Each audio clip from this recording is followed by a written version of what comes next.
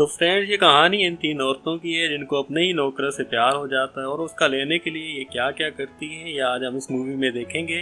तो मूवी की शुरुआत होती है जहाँ पर हम फर्नांडा नामी औरत को देखते हैं जो अपने गधे को लेकर चर्च के अंदर आ रही होती है।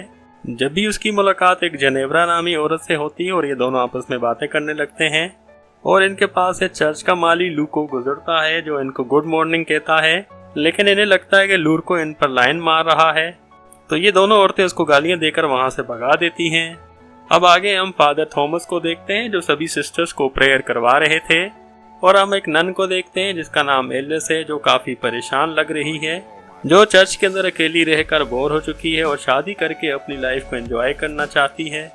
अब अगले दिन एलिस के डैड आते हैं और उसको कहते हैं कि तुम्हारी शादी के लिए अभी तक कोई अच्छा लड़का नहीं मिला और जो भी अच्छा लड़का मिलता है उनकी डिमांड बहुत ज्यादा होती हैं। तो एलिस कहती है अपने फादर से कि अगर आप इस चर्च में डोनेशन देना बंद कर दें तो वही पैसे जमा करके आप मेरा जहेज बना सकते हैं, लेकिन उसके डैड कहते हैं कि मैं डोनेशन देना बंद नहीं करूंगा। दरअसल वो एलिस की शादी ही नहीं करवाना चाहते थे। अब ये तीनों नन्स जा रही थी और लूर को उन्हें गंदी नजरों से देखने लगता है और ये इन लड़कियों को बिल्कुल भी अच्छा नहीं लगता और वो लूरको की जम के पिटाई करती हैं और फिर वहां से चली जाती हैं। और अब फादर थॉमस कुछ सामान लेकर बाजार जा रहे थे और जब ही उन्हें लूरको मिलता है तो वो कहता है कि मुझे तीनों नन्स ने मिलकर बहुत ज्यादा मारा है और अब मैं यहाँ काम नहीं करूँगा और मैं ये चर्च छोड़कर अब जा रहा हूँ। फादर थॉमस उसको रोकने की बहुत ज्यादा कोशिश करते हैं लेकिन वो उन 3 नन्स से काफी ज्यादा परेशान था, तो इसीलिए अब वो ये चर्च छोड़कर चला जाता है। इसके बाद हम इस एरिया के राजा को देखते हैं जो अपनी वाइफ के साथ बैठकर खाना खा रहा था और खाना खाते वो अपनी वाइफ को एक जीती हुई जंग के किस्से सुना रहा था, लेकिन इसकी वाइफ का सारा ध्यान उसके घर के नौकर पर था जिसका नाम मसीटो था और मसीटो भी अपनी हवस भरी निगाहों से इसको देख रहा था, जिससे हमें देख के ये साफ पता चलता है कि इन दोनों के बीच अफेयर चल रहा है। रात को मसीटो इस पर अपनी रेलगाड़ी चलाता है तो ये औरत कहती है कि मेरे हस्बैंड की मूली बहुत छोटी है तो इसलिए मैं जरा भी उससे खुश नहीं होती। और इन दोनों की ये बातें चल रही थी तभी वहां पर वो किंग आ जाता है, तो मसीटो वहां से भाग जाता है और अंधेरा काफी होता है तो ये राजा उसको देख नहीं पाता, लेकिन इसको शक हो जाता है तो फिर ये नौकरों के कमरे में जाता है। तो मसीटो सोने का नाटक करता है लेकिन ये राजा बहुत ज्यादा चालाक था, तो वो सारे नौकरों की धड़कन चेक करता है कि अभी कौन सा नौकर भाग कर आया है। तो राजा को एक नौकर पर शक होता है लेकिन अंधेरे की वजह से वो उसको पहचान नहीं पाता, तो वो उसके थोड़े से बाल काट देता है ताकि सुबह होने पर वो उसे पहचान सके, ताकि सुबह उसको एक अच्छी सी सजा दे सके। तो राजा के वहां से जाते ही मसीटो सारे नौकरों के थोड़े थोड़े बाल काट देता है ताकि उसकी जान बच जाए। तो अगली सुबह जब राजा सब नौकरों के बाल देखते हैं तो सबके थोड़े थोड़े बाल कटे हुए थे, तो इस तरह यहाँ मसीटो की जान बच जाती है। अब अगले दिन मसीटो जब काम कर रहा था तो राजा की बीवी उसके पास आ जाती है और जबरदस्ती पकड़कर उसको चिपकने लगती है और ऊपर से खड़ा हुआ राजा ये सब कुछ देख रहा होता है। तो राजा सिपाहियों को हुक्म देता है कि इसके अखरोट तोड़कर मेरे पास लाओ, लेकिन मसीटो वहां से दौड़ लगाता है और भाग जाता है और भागते भागते एक जंगल में जाता है जहां वो फादर थॉमस को देखता है, जहां फादर थॉमस की गधा गाड़ी एक नदी में उलट गई थी और मसीटो उनकी हेल्प करने लगता है। तो फादर थॉमस उसको थैंक्स बोलते हैं और उसे अपने साथ चर्च चलने को कहते हैं। तो मसीटो के पास भी रहने को घर भी नहीं था और न काम था, तो वो फादर की बात मान लेता है। चर्च में आने के बाद फादर उसको खाना खिलाते हैं और कहते हैं कि तुम यहाँ गूंगे बन के रहना वरना तुमको वो तीनों नन बहुत तंग करेंगी। इसके बाद फादर उसको सिस्टर मारिया के पास लेकर जाते हैं और मारिया पहले तो उसे रखने से इनकार कर देती है, लेकिन मारिया को जब पता चलता है कि ये तो गूंगा बहरा है तो वो उसको काम पर रख लेती है। दूसरे दिन मसीटो काम कर रहा था तो सिस्टर फर्नांडा उस पर हमला कर देती है और कहती है कि तुम यहाँ पर क्या कर रहे हो। इससे पहले सिस्टर फर्नांडा उसको कोई नुकसान पहुंचाती वहाँ पर सिस्टर मारिया आ जाती है और आकर फर्नांडा को रोकती है और उसे बताती है ये हमारा नया माली है और ये गूंगा और बहरा भी है।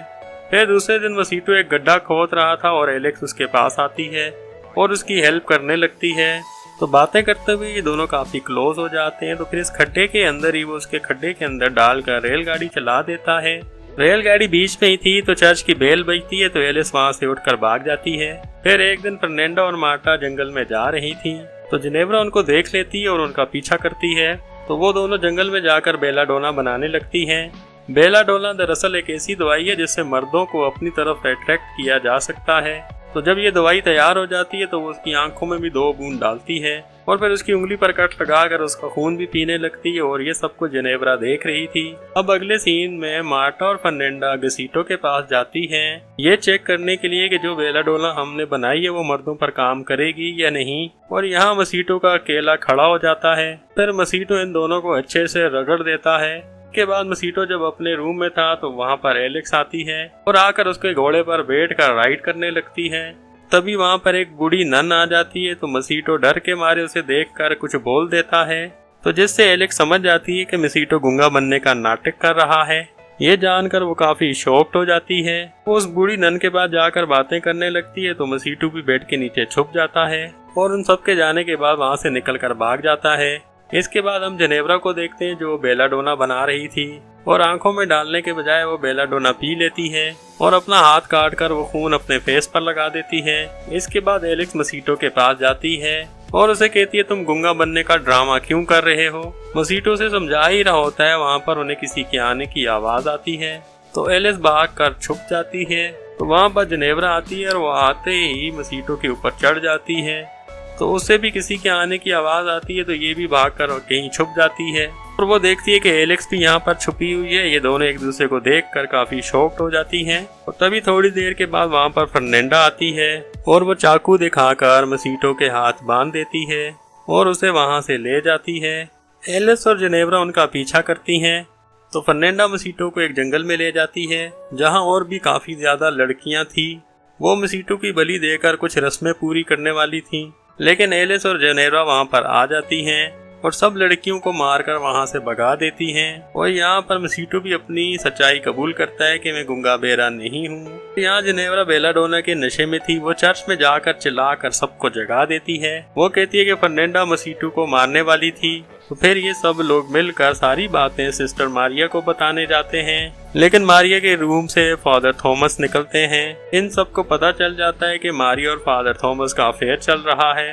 अब अगले दिन इस चर्च के हेड को जब ये बात पता चलती है कि थॉमस ने मारिया पर अपनी रेलगाड़ी चलाई है तो वो फादर थॉमस को चर्च से निकाल देता है और मसीटो को भी उस राजा के हवाले कर देता है। और ये फिर तीनों सिस्टर भी एक दूसरे से माफी मांगती हैं और उन्हें मसीटो की फिक्र होने लगती है क्योंकि ये तीनों मसीटो से प्यार करने लगी थी। और इधर मसीटो राजा ने काल कोठरी में बंद किया होता है तो फिर राजा उससे मिलने आता है और कहता है तुमने जो हरकत की थी उसकी सजा तुम्हें जरूर मिलेगी।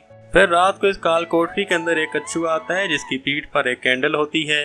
सिपाही उस कच्छियों को देखकर काफी हैरान हो जाते हैं और उसका पीछा करने लगते हैं। दरअसल ये इन तीनों सिस्टर्स का ही प्लान था ताकि इस कच्छुए को देखकर वो सिपाहियों का ध्यान भटका सकें। फिर ये तीनों मसीटो को जेल से निकाल कर उसकी जगह एक पुतला रख देती हैं, जिसे बाद में सिपाही देखकर यही सोचते हैं कि मसीटो अभी तक अंदर लेटा हुआ है। फिर ये तीनों मसीटो को नन की ड्रेस पहनाकर वहाँ से भगा देती हैं। और दूसरी तरफ हम सिस्टर मारिया और थॉमस को देखते हैं जो एक दूसरे से बहुत प्यार करते थे और ये दोनों चर्च को छोड़कर शादी करके अपनी लाइफ गुजारने का प्लान बनाते हैं। और यहीं पर इस मूवी का एंड हो जाता है। और भी मूवीज देखने के लिए मेरे चैनल को विजिट करें और सब्सक्राइब कर दें और ये लेफ्ट साइड वाली वीडियो को जरूर देखें।